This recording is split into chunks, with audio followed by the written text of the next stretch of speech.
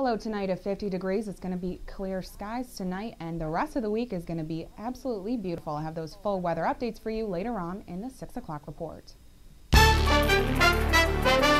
WBTV's World News Roundup. One of the suspected key players of the September 11th attacks is the current al-Qaeda leader, Ayman al-Zawahiri. His brother Mohammed tells CNN that he's ready to help mediate peace between the terrorist network and the West. Mohammed al-Zawahiri spoke to senior international correspondent Nick Robertson in the Egyptian capital of Cairo. If the man next to me looks familiar, it's because he is. He is the brother of al-Qaeda leader Ayman al-Zawahiri. We are meeting Mohammed al-Zawahiri because he says he has a plan to end al-Qaeda's jihad against the West. I only speak as a mediator for the Islamic movement. I don't represent certain groups. My role is a mediator between the West and them, he says. Our people like death, the same way others like life. But we don't want to get into this endless cycle of violence. We like for others and us to live peacefully. Mohammed al-Zawahiri was released from Egyptian jail barely 5 months ago after serving 14 years on charges including terrorism, charges he denies. Before jail, he and his brother were fellow jihadists, still share the same ideology, he says. There is no difference between my brother's thinking and mine. The portrayal of my brother's ideologies and mine, that it's bloodthirsty, barbaric or terrorist, is not true at all, he says. His 6-page proposal offers a 10-year truce if US and West stop interfering in Muslim lands, US to stop interfering in Muslim education, US ends the war on Islam, the US to release all Islamist prisoners. It also calls on Islamists too. Stop attacks on Western and US interests. Protect legitimate Western and US interests in Muslim lands. Stop provoking the US and the West. It is similar to a proposal bin Laden made in 2004. Then came the attack in London in 2005. Is your proposal like this? If it isn't accepted, then there's more attacks? I am sorry to say those who caused the London attacks were the West, because the oppression was continuous. Either you stop the oppression or accept reconciliation, he says. You have to be logical. If you want to live in peace, then you must make others feel that they will live in peace. To make his point, Zawahiri leads me to a protest outside the US Embassy.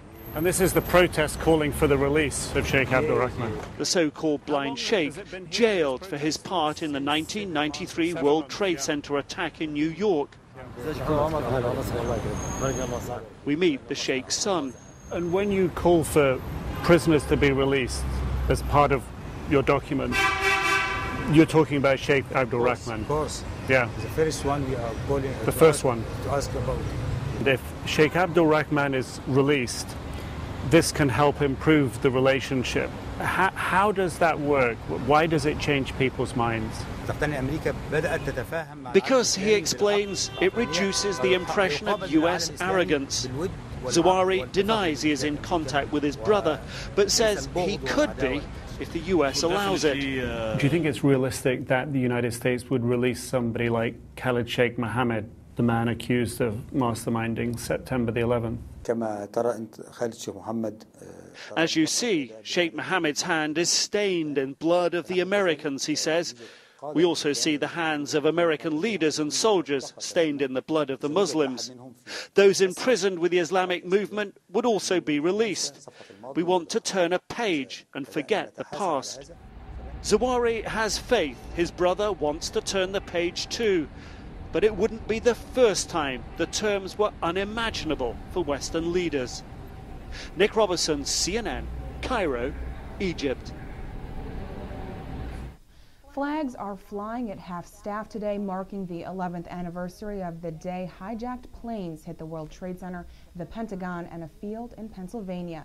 The unforgettable date is now associated with unforgettable traditions observing the loss. Emily Schmidt has a look on how 9/11 is being remembered.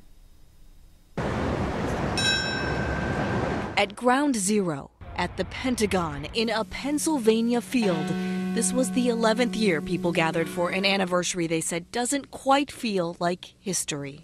Most of us still remember 9/11 like it was yesterday. On a crystal clear morning, much like today.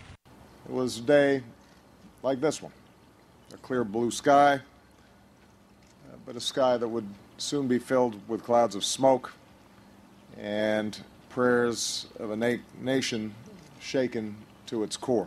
Lourdes J. Galletti. Kono E. Gallo. By now, this date has traditions, reading the name of 2,753 people who lost their lives in New York. Honoring all the victims with moments of silence, gathering at sites that have become sacred ground. It is, and it's a bittersweet moment for the entire nation, for all of the country, but particularly for those family members gathered here today. On Capitol Hill, members of Congress gathered to remember what was lost and what was saved during the attacks. The professionals who did their duty, who ran in so that others could run out. The patriots who banded together in the sky over Shanksville to save this Capitol and these steps. Lawmakers sang God Bless America just as they did the day terrorists struck. Partisan politics set aside, at least for the day. In Washington, I'm Emily Schmidt.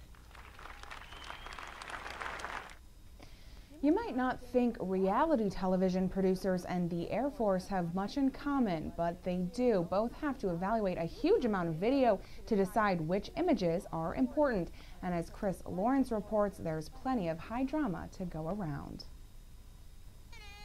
Hard to believe that TLC's toddlers Gallop, gallop, make me holler. Gallop, gallop, make me holler. or Courtney and Chloe. Yeah, but I wasn't born yesterday.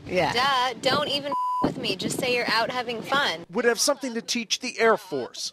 That's weird. But the reality is, they just might. What's my is coming? They've looked through ESPN, different networks, you name it. We're out there looking for whatever we can that can help us. You see, thousands of surveillance drones are bombarding the Air Force with data. So how much video do you see in a day? We have about 1,600 hours worth of full motion video we see in a day. We got an exclusive look inside the Intelligence Center at Langley Air Base, where all that video pours in. But there's a limit to how much a human being can watch. Needing to get water, needing to get up, needing to unfocus your eyes for a second. A RAND report found the military could learn something from shows like Rock of Love. If it was up to me, I would do all of this for you. Like the Air Force, reality TV producers see hours of mundane video with multiple cameras running 24/7. But their software can tag the key scenes. And to allow operators to see beyond their individual computers, the report recommends the military adopt the TV control room setup. 2, 1. The clock is ticking. New surveillance systems can spy on entire towns. And more advanced sensors will capture a lifetime of video in just one day. So if you sat down and watched movies for 85 years straight, high-definition movies, that's the amount of information this sensor, one sensor, will create. In a couple of years, you might need well over 100,000 people just watching this video all the time. Right. We're not going to get more people. We have to make do with the people that we have. And officials tell us, why spend money to develop new software if they can adapt what reality producers already use? And catching just one frame of video can have huge consequences. In the end, what it does for us, it makes us provide better information to the guy on the ground so that we can save his life. Don't go anywhere. Sports and weather are coming up next here on News Channel 25 WVTT.